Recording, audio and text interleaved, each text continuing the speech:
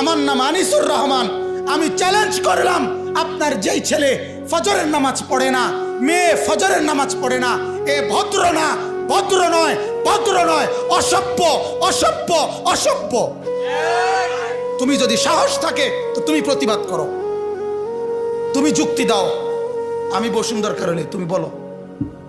সেজদাবিহীন কোন মুসলমান ইমানদারের ছেলে, মেয়ে, বিবি যার কপালে সেজদা নাই, সে শিক্ষিত হয় নাই, সে সভ্য হয় নাই, সে ভদ্র হয় নাই।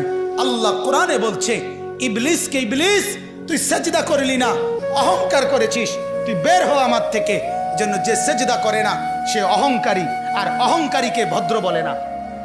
কথা বলেন না কেন? অহংকারীকে কি বলে না? ভদ্র বলে না। নাই তো বলেন আপনি পৃথিবীর কোন ডিকশনারিতে আছে কথা যে অহংকারীকে সভ্য বলে, অহংকারীকে ভদ্র বলে? আল্লাহ তো কোরআনে বলছে সেজদা না করা এটা অহংকার। এটা কি বলেন না? তাইলে অহংকারী কি ভদ্র হয়? অহংকারী কি সভ্য হয়?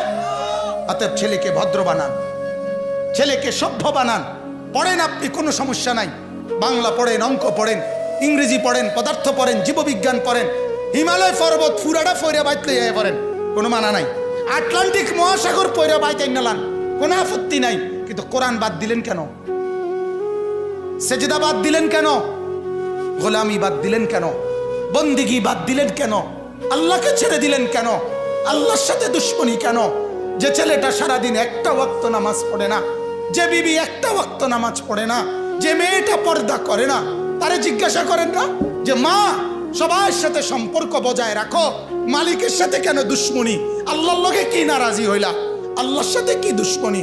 আল্লাহর লগে কেন রাগ করলা? কেন রাগ করলা?